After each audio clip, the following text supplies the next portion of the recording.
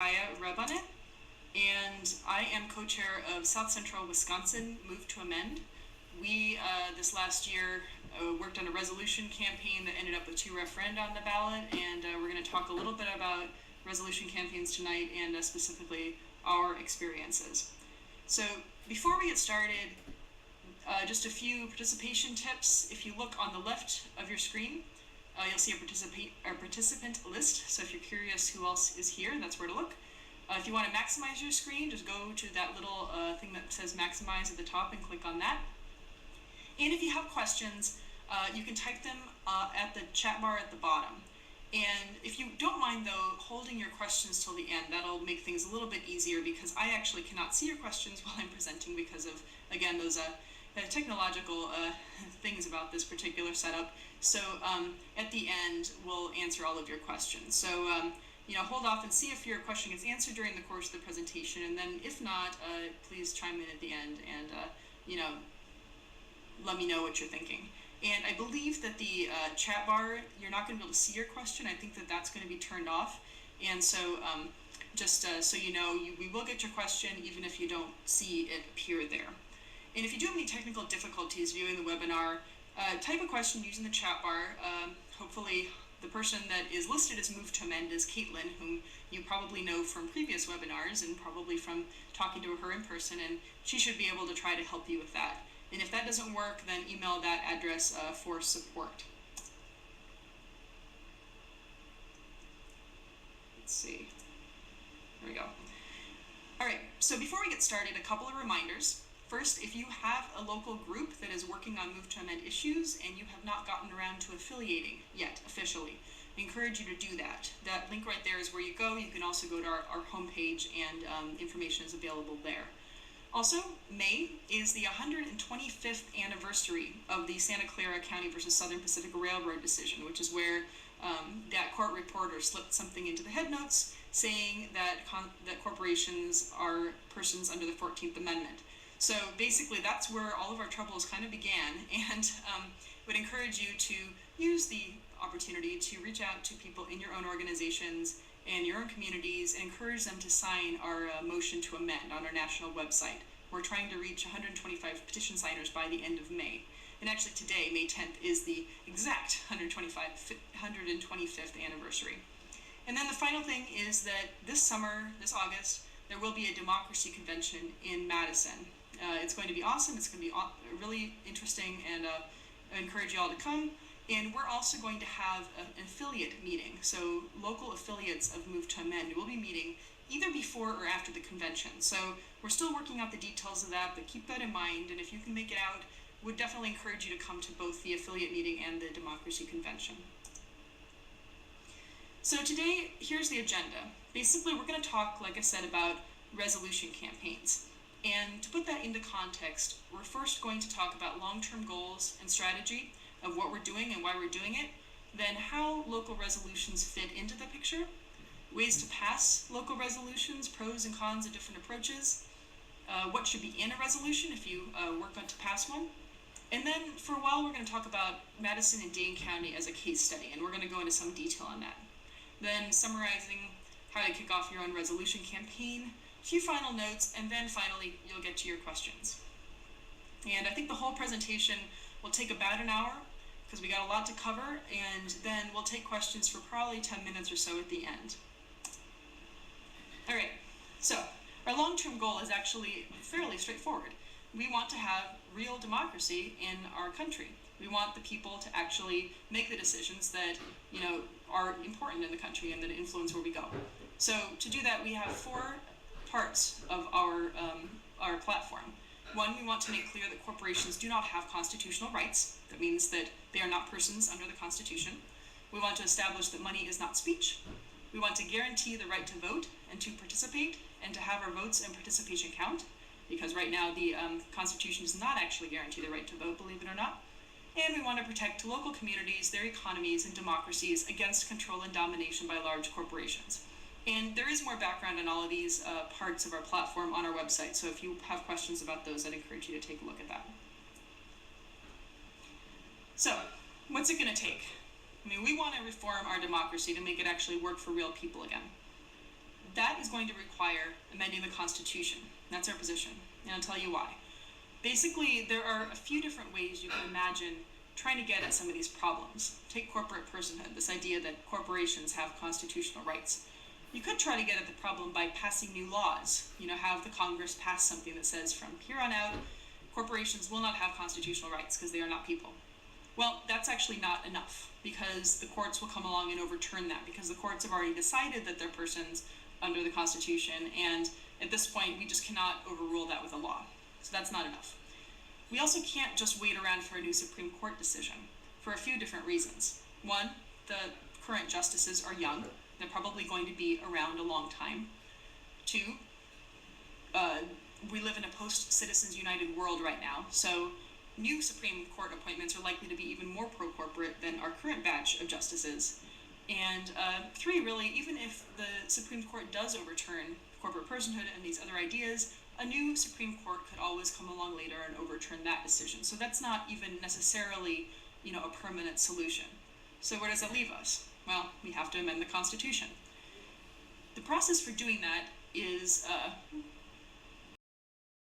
two ways, and then we need three Congress vote to propose an amendment, or we can have the states, 2/3 of the states, vote to hold a constitutional convention, at which point all the states will send their delegates to the convention, and whatever those delegates decide to propose in terms of an amendment, that's what the proposed amendment will be, or amendments. And then at that point, like I said, in either of those ways, you start off the process, you have to have 3/4 of states ratify it afterwards, 3/4 of state legislatures. So what that really boils down to, the important message here, is this is a big job. 3/4 of states is a lot of states. So this is a big job, and it's not going to be easy. So how do we get there? Well, 3 words: educate, organize, mobilize.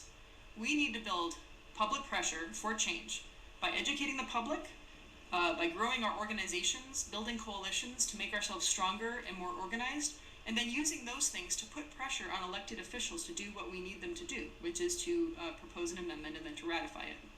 To do this, we have to start basically at the local level, or that's how we're starting. I mean, we can start at various levels, but we're really focusing on the local level because that's where we can have the most direct influence, organizing at the local level, using that to work at the state level and organize at the state level, and then moving on to the national level. So this is really a bottom-up grassroots strategy.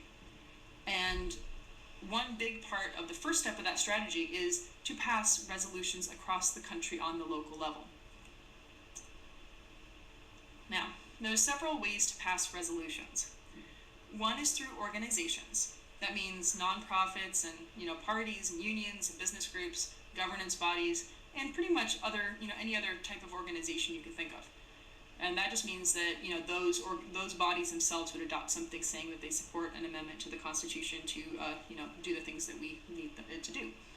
You can also pass a resolution through a governing body, such as a city council or a village board, and that would mean that the body itself decides to adopt a resolution to say that, for instance, Chicago, just to pick a random city, that Chicago supports an amendment to the Constitution. Then the third way is to have the voters themselves decide. That's a referendum, so they decide at the ballot box.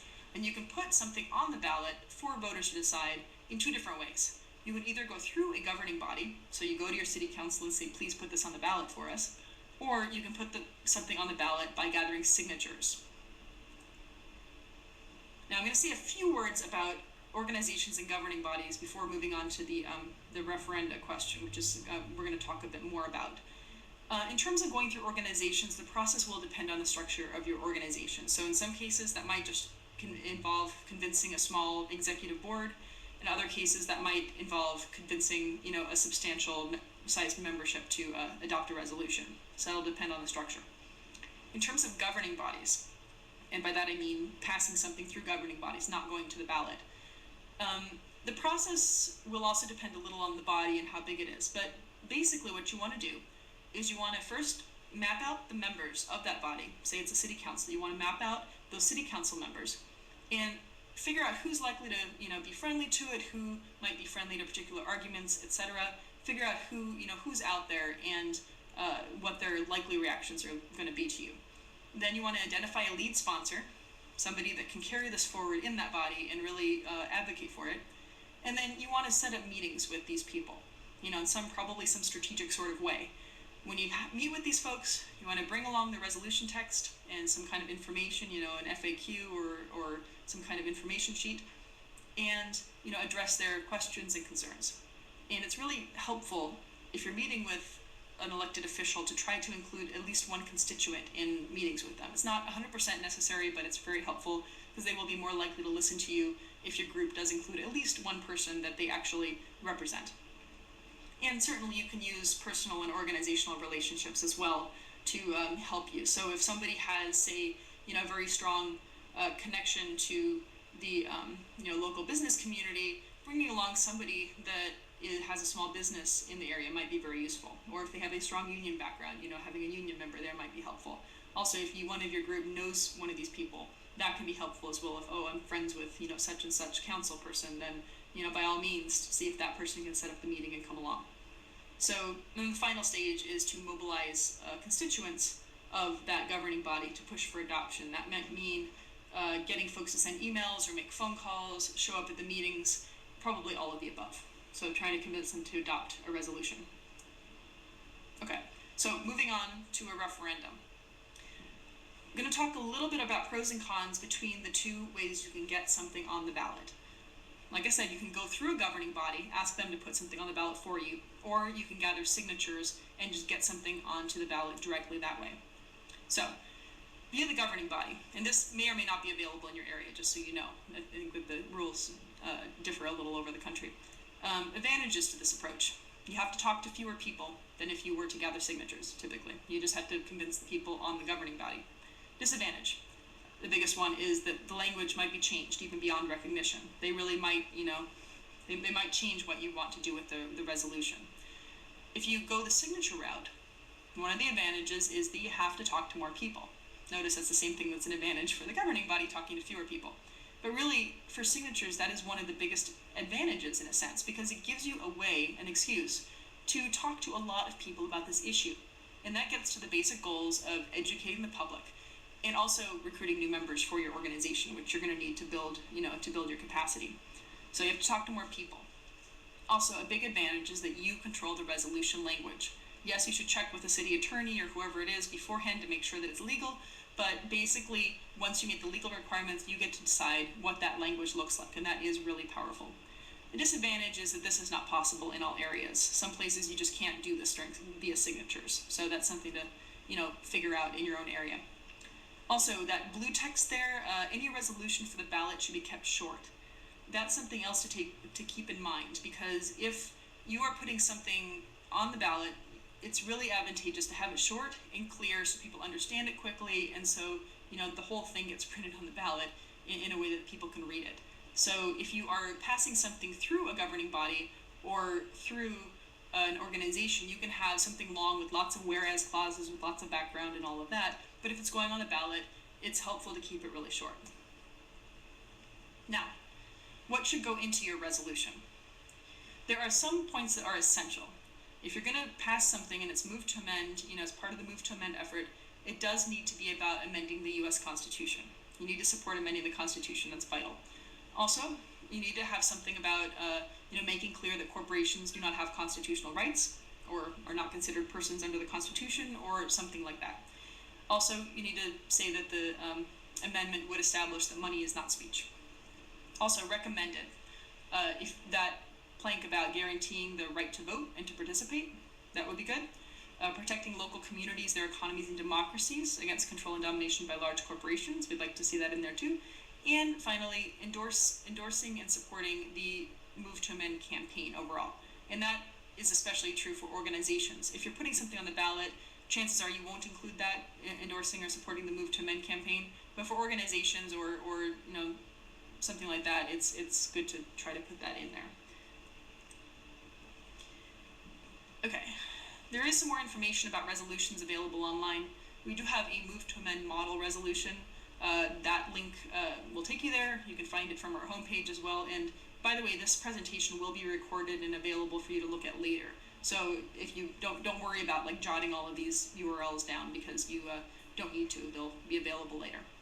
Also, there are a number of other sample resolutions available in our organizing toolkit, which is also linked from the homepage. There's a link on the right-hand side, a blue kind of bar that you can click on to get there.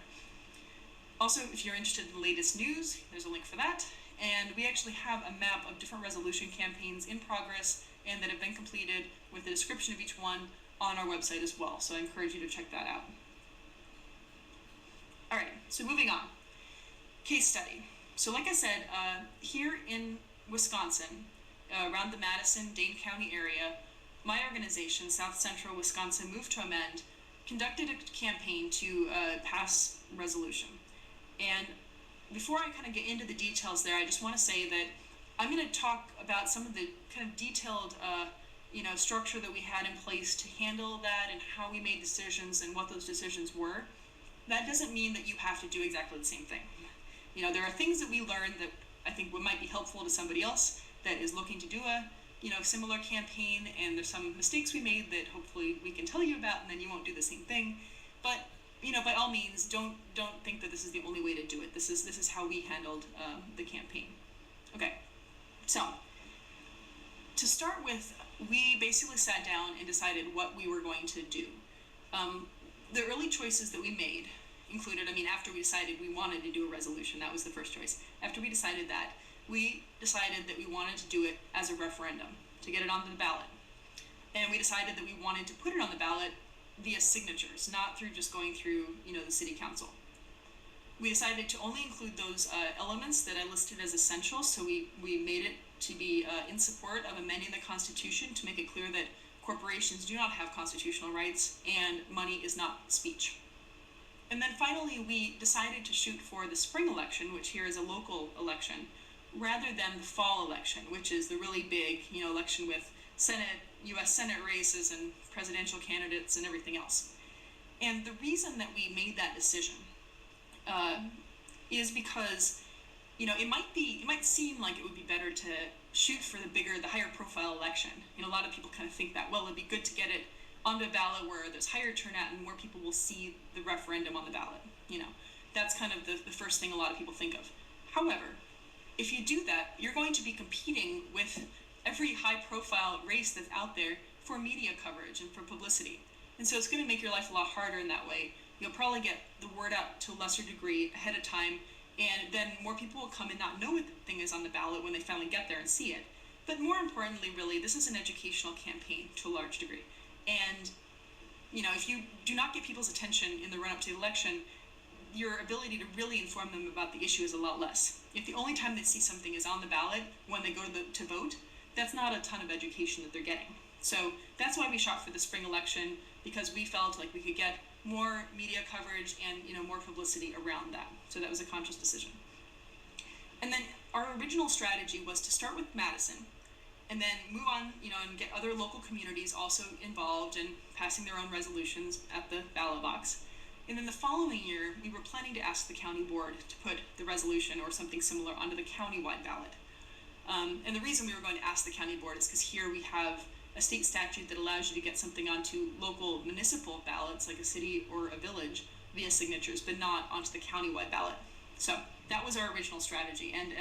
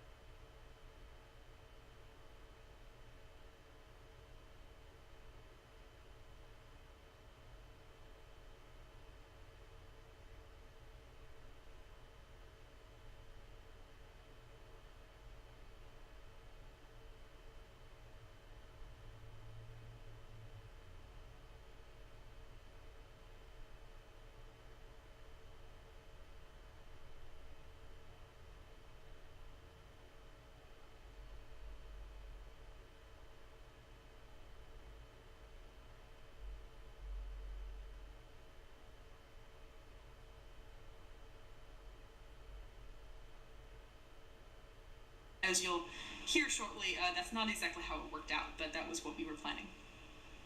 So, I'm going to talk about our campaign in three phases.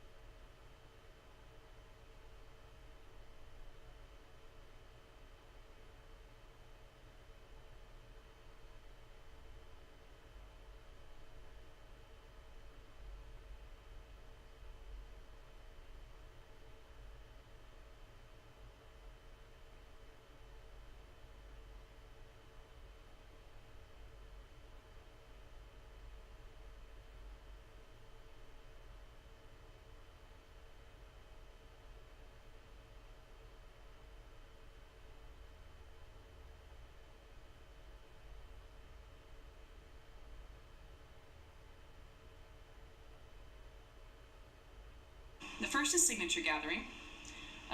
In that, we had to gather 16,240 valid signatures in 60 days, which is kind of a lot. Your requirements in your state might be less, but that's what we had. And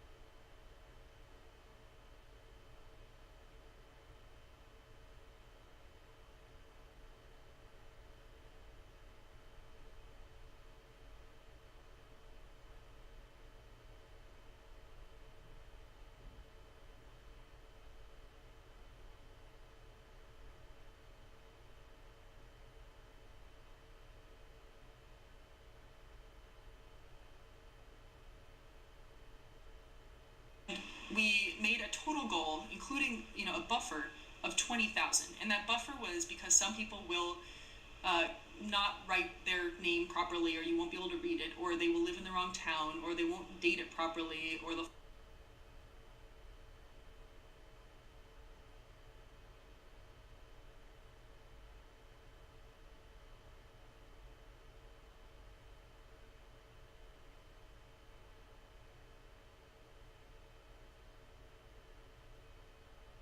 forget to sign it or whatever. So there's a number of signatures that will not be valid. So we set a goal for the total number of signatures as 20,000. It was also a nice round number, so we figured that was nice, but basically to make sure we had enough. Okay, second phase was city council and county board. We ended up not quite making our signature goal. We almost got there, not quite. We had to go to the city council and ask them to put it on the ballot. Then our county board jumped into the game as well, and we actually ended up with 2 resolutions, and I'll talk more about that. And then finally, we had a election campaign where we were trying to get the word out about the referenda and encourage people to vote yes. So first, signature gathering. One of the first things we considered was the time frame. When are we going to do this? In our case, we had 60 days, so we tried to be strategic about where we put that window of 60 days in order to maximize our chances of success. We considered the weather. Volunteers tend to like to be out when it's nice and not when it's really, really cold or, otherwise unpleasant. We looked at events because big events like community festivals and other things are good places, actually really good places to gather signatures. And so we basically mapped out the events that we knew about and tried to put our 60-day window over some of them, and kicking it off with one big one actually as well. And then we are a college town in Madison, so we wanted to have the ability to involve students in this campaign, and so we tried to put our 60-day window at a time when the students would be around. So we chose the dates September through October. And then second thing that we talked about is the petition itself, what that was going to look like and how it was going to be designed to serve our needs. Now, of course, we put all the legally required stuff on there, and that's under the state rules, so your rules will be different, presumably. But we needed the signature and the address and the date on there. But we also added contact and volunteer information so that we could, use this as an organizing tool as well and be able to get a hold of people that wanted to get involved. And we also included on the back of the petition form directions so that people would know what to do with the forms. Here's the front and back of our form. It's probably a little bit hard to see. I know that print is pretty small, but basically the front just includes that information I just said, plus the resolution up at the top. And the back has the directions. So it has, for people that are collecting signatures, what the requirements they need to meet are, people who sign the petition, what requirements they need to meet, then also how people could get forms back to us. So please either mail the form by this date to this address, or drop it off in person at a couple of addresses. And at the very bottom, we had, for questions, a way that people could get a hold of us, our website, an email address, and a phone number. So it was really easy if anybody had any questions to get a hold of us. And the reason we put all this information on there was that one of our ways of gathering signatures was when we came across somebody that was very enthusiastic, and this happened a lot, and said, "Oh, I'm so glad you're doing this, let me sign, I wish I could do more." We say, "Aha, guess what, you can. Would you like to take, 2 or 3 or 4 or 5 or whatever of these forms with you, and ask your neighbors to sign them, and your friends to sign them, and your coworkers or whoever to sign them?" And a lot of people did that. And so, all the directions are on the back. They didn't need to, go through an extensive training. It's not actually all that difficult to figure out, who can sign the petition. And so they were good to go. And we also had a flyer, which we gave to everybody. This was with information about Citizens United and corporate personhood and what have you. And we also had a sheet where people not living in Madison that wanted to volunteer could put their information down. And that's because the petition was only for people living in the city of Madison. So our signature gathering volunteers carried all 3 of these things with them. And those 2 I'm not going to show you, but we did have them. Okay. In terms of how we gathered the signatures, like I said, events were very important. Neighborhood festivals, there were rallies, there were concerts, and other types of events. And one thing that's really great is lines. Any sort of event where you've got a long line of people all standing there doing nothing is a really good opportunity to gather signatures, because they are happy to talk to you and probably sign your petition. Also, we used busy locations like farmers markets and street corners, outside busy stores, things like that. Also, just a note on being outside stores. If you get permission from the store owner, you can be in the store or outside the store or as near to the store as you want. Everything's fine. If the store owner does not want to give you permission to be there, that means you need to be on public property. So that usually will mean the sidewalk, in front of the store. And if you're thinking about a big box store like Target or Walmart or something like that, chances are they own that parking lot and they probably have the legal right to kick you out of that parking lot. So just things to keep in mind. You can certainly try to collect signatures there and ask them if they'll let you, but just so that they may ask you to leave from those areas. Also, we had a number of allied organizations that helped in gathering signatures, because we had gone around and asked for the support of other organizations and for them to endorse our campaign, and those organizations circulated petitions among their own members, asking for their members to sign them. Also, we got signatures from petition signers. Like I just said, we gave forms to people who were signing our petition, and they took them and got them filled out and sent them back to us. And also independent volunteers. And what I mean by that is people who independently came to our website, downloaded our petition form from our website, printed it out, and then signed it and sent it in. We also did a little bit of door-to-door. This was actually not a lot of our campaign, and the reason was that in Madison we had other opportunities that had a higher yield of signatures per hour than door-to-door for the most part, like at events. In most events where I was, or at a busy location on a street corner, I could get about 30 signatures an hour, about 30, and door-to-door was about 10, so about a third of that number. But if you are in an area, if you're organizing in an area that is mostly, say, residential, doesn't have a lot of events, doesn't have a lot of busy locations or whatever, you might need to go to door a lot more. So, it's not a bad thing to do, but we actually did not do a whole lot of that. Okay. So, to keep ourselves in order to gather signatures, we broke ourselves up to a number of different roles. And I'm just going to tell you about, the basics about each of these, these kinds of positions. First, of course, the most important is volunteers. And what I mean by volunteers is volunteers who actually go out and gather signatures. I mean, technically, all of these people are volunteers because we didn't have a budget to pay anybody, but volunteers. Then we had point people, which would go to an event or go to a busy location on a given day at a given time or what have you, and basically be there so that volunteers could come and find them and get what they needed to gather signatures. So the point person would bring all the needed materials, the t-shirts and clipboards and what have you, along with them, and give it to the volunteers. And they'd also train new volunteers who hadn't done this before. So that's what they did. Then we had 2 volunteer coordinators who would manage an events calendar, and we used a Google spreadsheet for this. They basically would manage this calendar where they'd have point people sign up for different events, and you would assign different volunteers to the different events, and the volunteer coordinators were basically in charge of trying to make sure that all of the events were covered and we had enough events, and we had point people for everything, etc. Also, they were in charge of making sure that calls were made to recruit volunteers. So we had a list of people that had said they were interested in volunteering, and they were in charge of basically making sure that those people got contacted.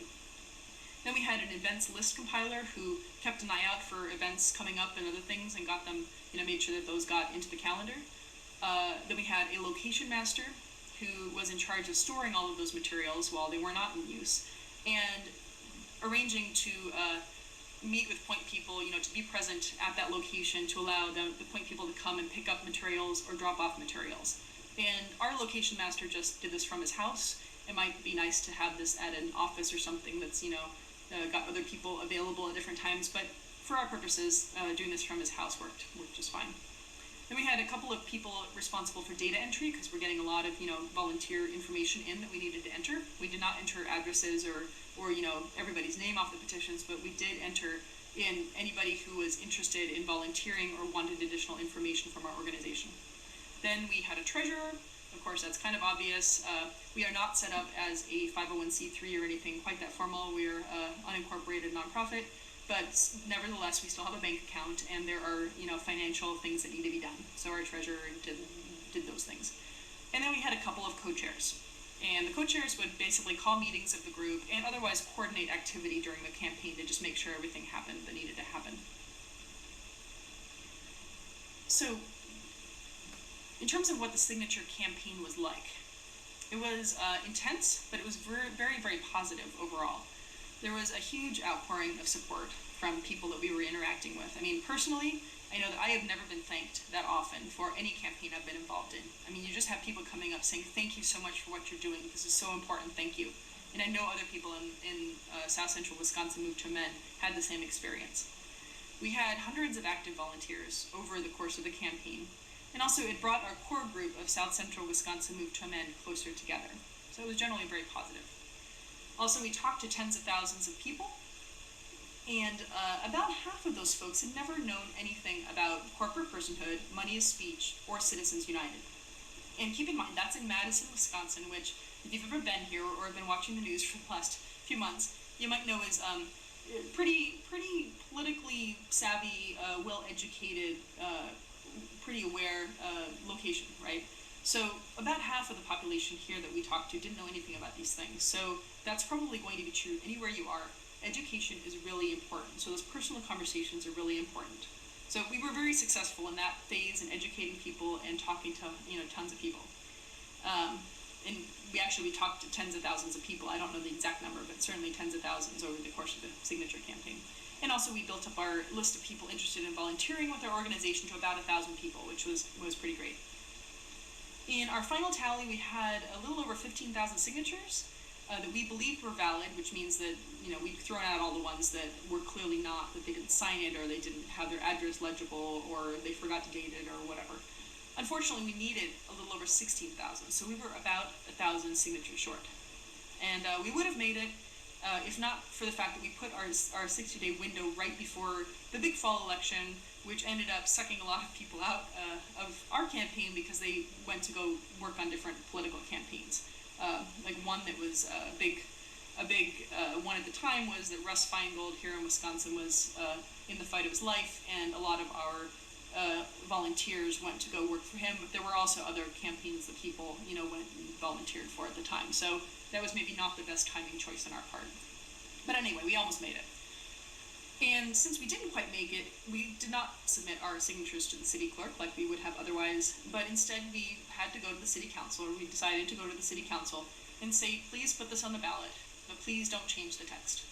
We told them your constituents signed for this version, and if we need to, we will collect signatures next year. So please don't change the text. We also identified a lead sponsor in the city council who was really great. He was really a very strong advocate for our cause and for also keeping the language the same. And we developed, of course, a strategic plan for the other council members, like I was talking about. We mapped everybody out and said, okay, we're going to talk to these people first, these people second, etc. And we went ahead and had a lot of meetings with people. And that was successful. They put it on the ballot in the same, with the same text as we had it for the petitions. And at the time, we were still working with a number of other communities to get resolutions onto their ballot as well, to have other referenda in the same area around Madison. Okay, then the county board decided to get involved. And pretty late in the game, basically when it was introduced on the floor of the county board, we found out that there was another resolution in process that would go onto the county ballot. And it looked very similar to one that we had been advocating to get onto the city ballot.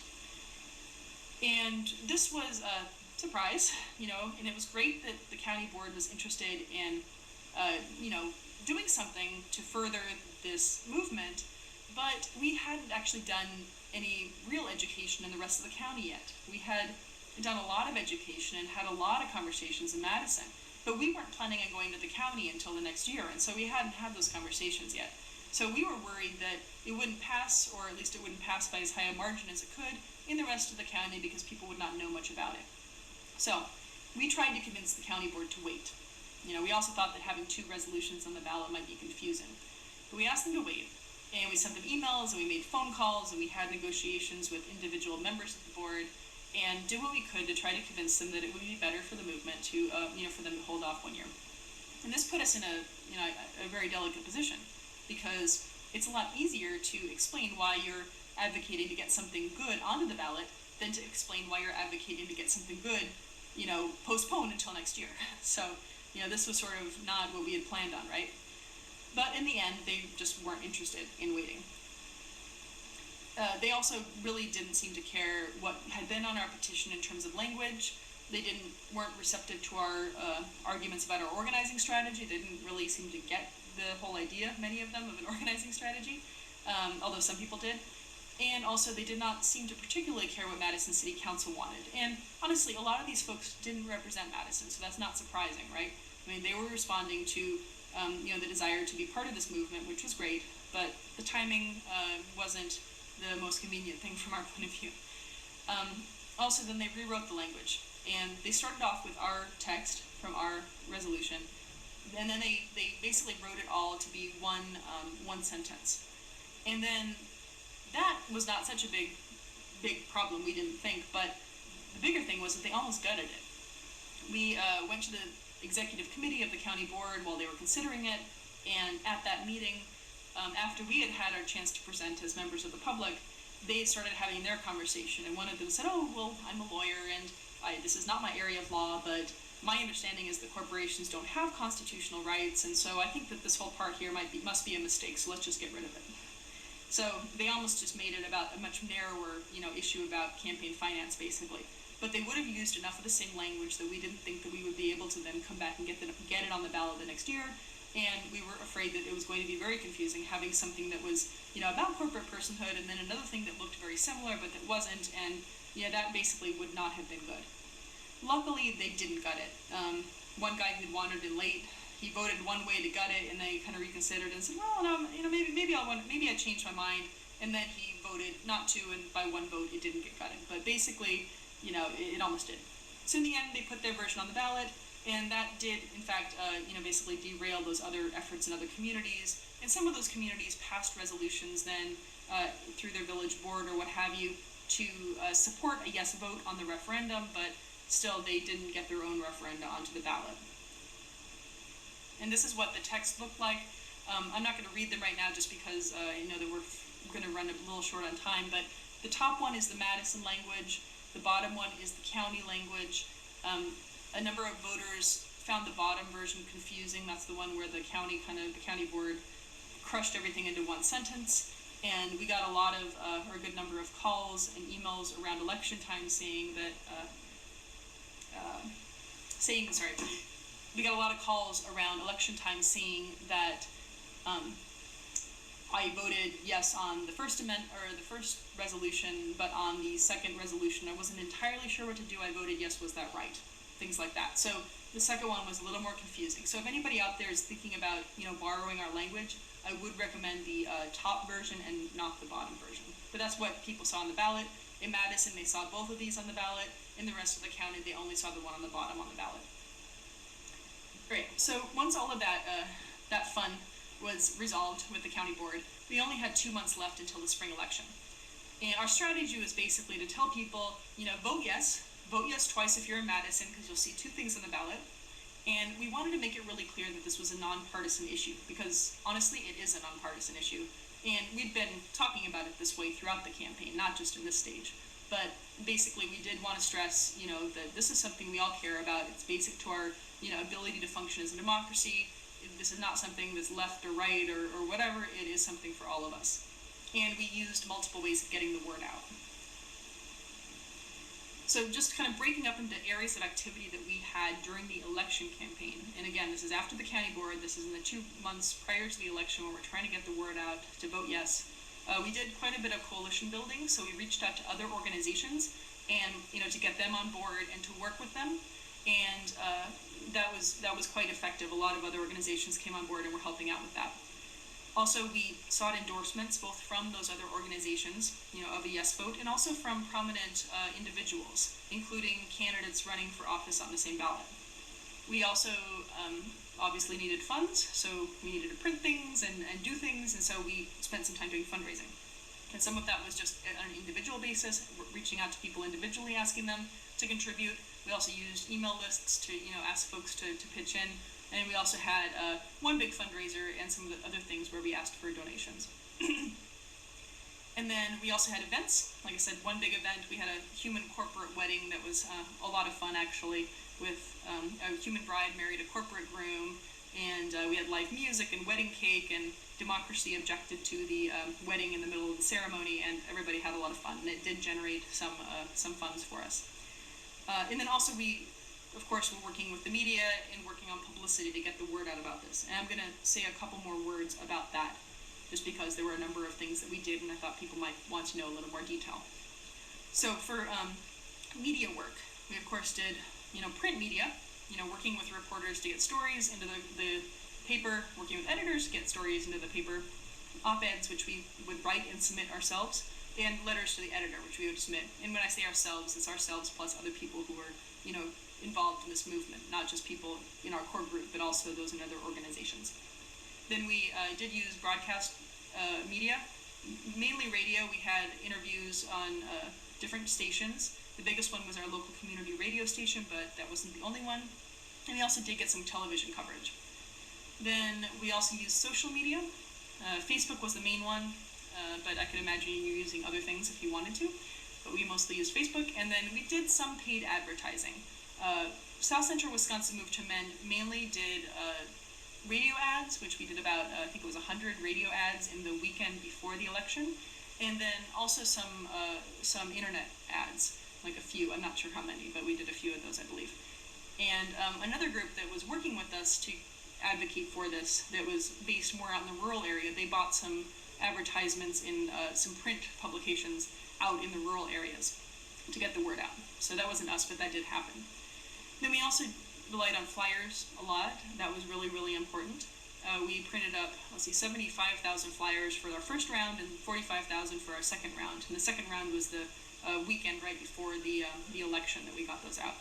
So we distribute them at events, and we also did literature drops, which any of you who have been involved in any kind of electoral campaign before, you probably know that's when you have volunteers go around from house to house and actually leave the flyer in somebody's door or under their doorknob or what have you. And when we did that, we didn't run our own literature drops. We actually piggybacked on those that were already organized by other people. So different candidates who were supportive of our campaign, we asked them to offer our flyers to their volunteers, and so they would basically have a stack of our flyers and give them to their volunteers, and they'd go around and drop both flyers at people's doors. And that worked pretty well. Then we had email lists, of course, that we used to reach out. We had our own lists of our volunteers and the people that signed our petition, etc. We had the local move to amend list, meaning the people who had signed the national motion to amend on the national website. You can actually reach out to move to amend to us, and us being national, talk to Caitlin or talk to somebody at the national level, and they can actually target an email message to your local area. It's based on zip codes, I think. So talk to folks like Caitlin or others for that. And we did use that in the run up to the election. Also, we got the word out through email using the lists of our coalition partners. So they would send out emails to their groups, and then of course other random listservs were on. We put stuff out to those too. We did have a website, which was very helpful for people to get more information. Also, there were rallies going on because of the whole Wisconsin uprising that was basically happening here during that period. So we got to speak at a number of rallies. And also we did election day visibility, which basically means you stand out on a street corner, or somewhere near a high traffic polling place with a big sign that says vote yes in the referendum today, and probably a stack of flyers in your hand to give to people. And the result was success. In Madison, we passed our resolution by 84% of the vote. In Dane County, it passed by 78% of the vote. So those are pretty high numbers. And the way those two compared was that it seems like places where both of them were on the ballot, which is basically Madison, the county version got about 1% less of the vote than the Madison version. So not a huge difference. So a lot of that difference probably because we didn't have a chance to reach out and educate people in the rest of the county as much. Also, it might just be in part because people in the county overall are not quite the same as people in Madison, and they vote a little differently. But regardless, very successful in both cases. And out of nearly 200 wards in Dane County, only one ward voted against. So only one group of voters, out of those 200, voted independently against the county referendum. And that one only had 5 voters in it. So, and it actually had only voted against by 1 vote. So, and the Madison resolution, by the way, it succeeded everywhere except for that 1 ward as well. So basically, this is something that people in general are for. This is not a partisan issue. It's something that has broad appeal, and it's clear that people both on the left and right voted in favor. And although Dane County overall is fairly lefty, it tends to vote, it's pretty blue. There are pockets, especially out in the rural areas, that are not. And those, every single one of those those wards out in those rural areas voted in favor independently. So this really is a nonpartisan issue. Okay, now moving on to lessons that we learned. In terms of signature gathering, there were several things. One was, for us, where, we had a lot of signatures we needed to get in a short period of time. So for us, organization was really important. We figured out really fast that we needed to get more organized, because we started out our signature campaign with a fairly not so organized structure, and we learned really fast that we had to change that. So, if you're thinking about launching a campaign that involves a lot of signatures in a limited amount of time, think carefully ahead of time about how you're going to organize yourself to make sure that all of those little details, are in order, and make sure that things actually work on a day-to-day basis. Also, aiming for good weather is good. By the end of our signature gathering period, it did get kind of cold. Madison in late October gets kind of cold. There were days you'd go out and you'd be gathering signatures for maybe 10 or 15 minutes and your fingers would go numb. That's not really good, weather for getting volunteers outside. So probably would be better to aim a little earlier in the season for, climate like ours. Also, like I already said, avoiding the run-up to a major election would probably be a good idea, because that's a conflicting, a conflicting sort of thing for a lot of people. They want to help on a campaign and also help on this, and it's probably better to avoid that conflict for people. Also, this really is easier than a lot of people think. We had a volunteer training at the very beginning, like a more substantial training for the point people and for our core organization's members, about Citizens United and the background and the legal framework and this and that and the other thing. And we did some role plays and everything. And I think it was a good training. It was well received. But one woman recently told me, yeah, talking to people and gathering signatures is really not that hard. It's not hard like you made it sound in the organizing training. Now, as a trainer, that's not really what you want to hear. But, it's good in this case because it really isn't rocket science. It's something that everybody can do. And once you start doing it, you realize that it's really not as scary as you think. So, not so hard. And then finally, t-shirts were very useful. We printed up t-shirts for all of our volunteers. I mean, we didn't have enough funds to give them out, so we had volunteers use them and then give them back to us. We would wash them and then bring them, for the next person to use. But they were very useful. And they were useful for several reasons. For one thing, when volunteers would show up at an event or on a street corner or whatever, they would be looking for a point person, and it was much easier for them to find the point person when they were wearing a bright green shirt with a cow on it, which is what ours had. So that was one way that they were useful. Also, they were something that people started recognizing because during our signature campaign, we were everywhere. And people started coming up to us and saying, I see you guys in these green shirts everywhere, and what are you doing, And so that was useful as well. So, t-shirts, overall, a good thing. Definitely would recommend, if you can, if you're going to be doing a campaign like this, to invest in some t-shirts. Oh, and one other thing is that the t-shirts said, had something on them that said, corporations are not people, money is not speech, amend the Constitution, or whatever exactly it said. And so people could kind of look at that, from a distance and see what we were about and then walk up, and a good number of people did that. Also, coalition building. Lessons learned there. Pretty important. For us, we didn't start the outreach effort nearly early enough. It would have been a lot more helpful if we had really done some very serious coalition building in the month and a half before our signature campaign. We started the process, but we kind of didn't really wrap it up. We kind of continued it on into when we were gathering signatures. So I would suggest reach out, if you're doing something like what we did, reach out before your signature campaign starts and really try to get organizations on board because they can help you with recruiting volunteers, with resources, material resources, financial resources, other resources, and with outreach and getting the word out. Also, I'd suggest trying to find coalition partners from across the political spectrum.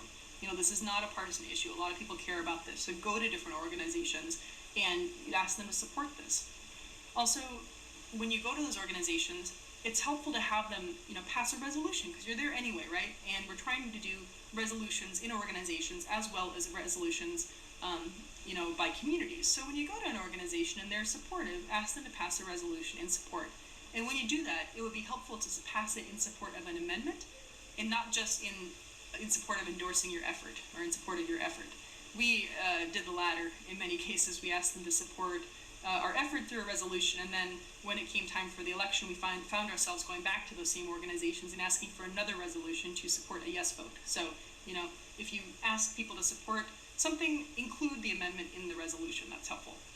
Also, in the electoral part of the campaign, some organizations that were 501c3s, they were not permitted under law to endorse anything, but those organizations might be willing to be listed as a supporter of yours, or at least that's what we were finding. So, you can ask that if people say, we can't endorse your effort. Well, see if they have something else that they might be able to do, to demonstrate that they're on your side. Okay, lessons learned about governing bodies. If it wasn't obvious before from what I said, basically they do what they want, so be really careful.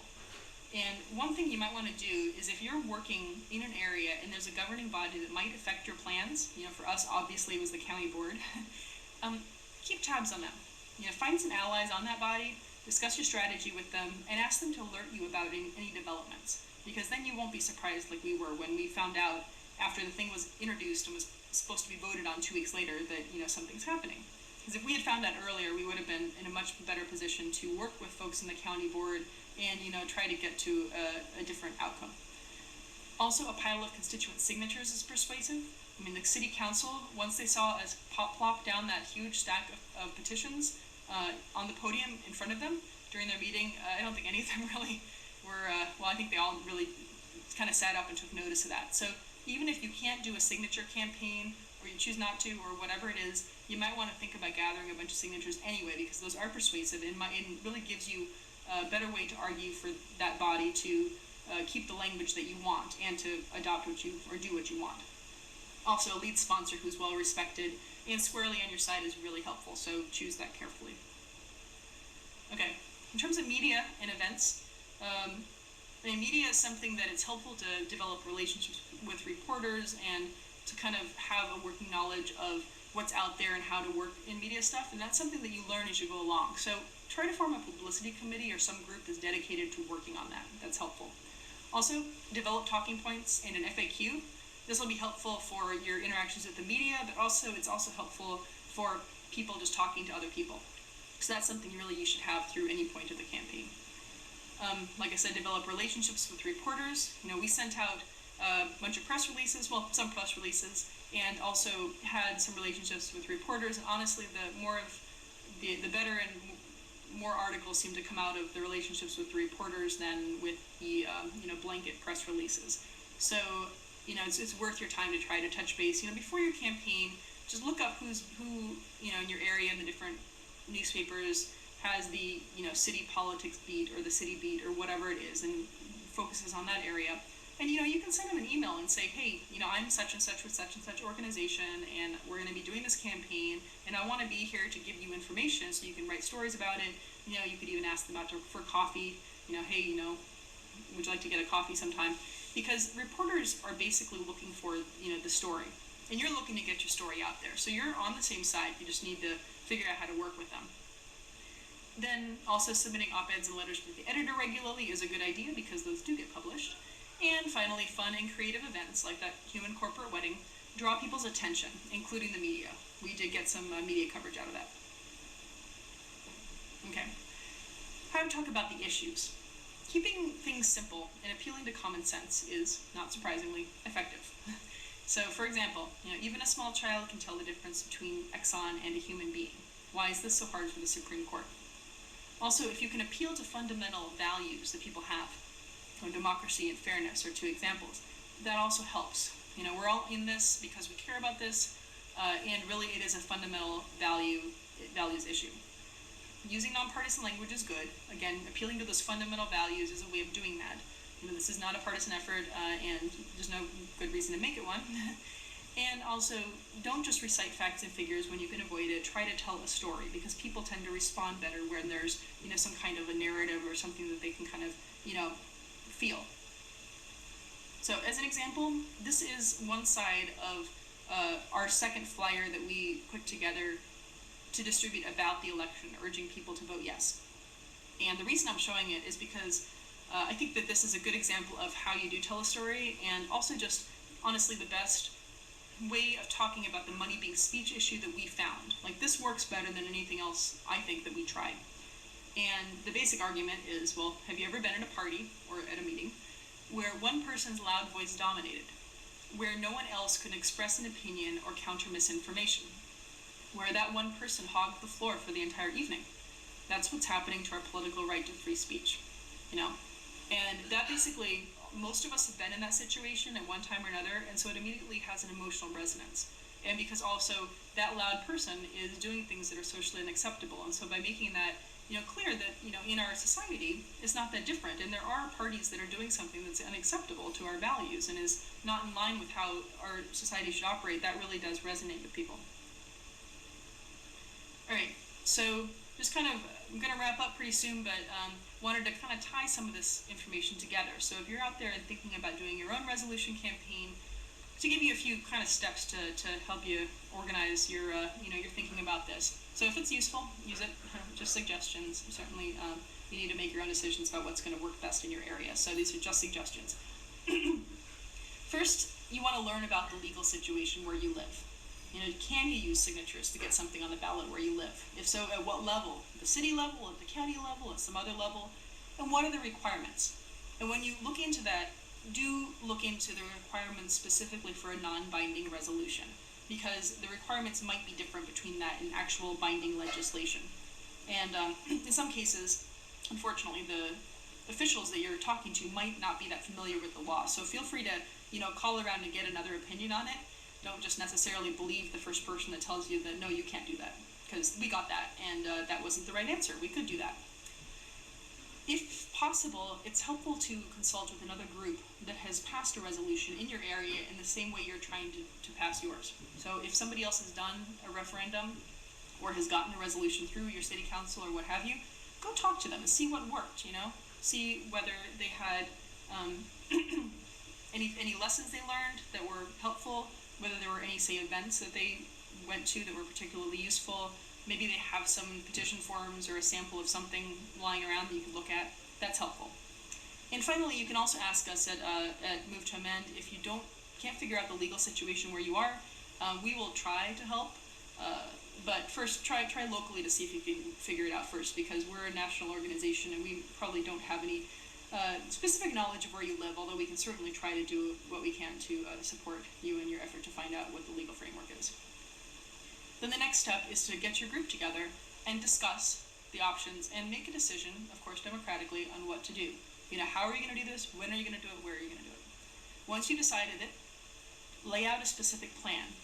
And of course, it will be more detailed if you have, a more substantial campaign. So again, if you need to gather 30,000 signatures versus, 500, that will be different. So how detailed the plan is depends on the level of effort you'll be needing. Do include a timeline, even if it's simple. Do include a timeline.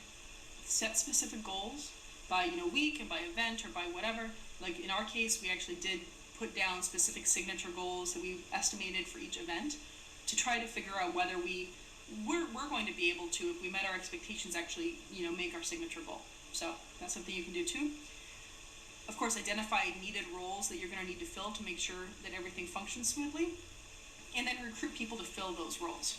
And of course, this will need to change a little. No plan is probably going to, be perfect from the get-go, and chances are you'll have to go back and alter it. But it's much easier, I think, to go back, to have a plan, and to have a structure in place, know where you're going, and then tweak it, than to start something and really not know where you're going. So I'd recommend planning. Then also reach out to other organizations, discuss your plans with them, ask for their help, and again, approach organizations from across the political spectrum, and also try to reach out to groups with diverse memberships, along racial lines, ethnic lines, age, geographic lines, other dimensions. Because this is a broad-based movement, we do need to work with all of, different groups across the spectrum in order to make it successful, and that's going to make all of us stronger. So we do want to, not just, obviously we want political diversity, but also all kinds of other diversity. And then finally, go for it. This is not rocket science. This is not so hard, but it is incredibly important. And if you do choose to go for it, thank you, because you're doing something that is vitally important to reclaiming our democracy. Okay, a couple final notes before we go into the question period. First, after we're done with questions, you'll be automatically directed to a survey. If you could complete that, that would be really helpful, because that helps us to figure out for the future what we should do. Also, the next webinar will be the first Tuesday of next month. The first Tuesday of every month. The topic next time around will be declaring your independence from corporate rule, and it'll be focused on organizing for the 4th of July. So we'll be talking about some fun and creative stuff you can do there. Then that will be June 7th, Tuesday, same time. And then finally, if you do have any questions that don't get answered tonight, of course, feel free to contact us. This is our contact information. You can also go to the national website and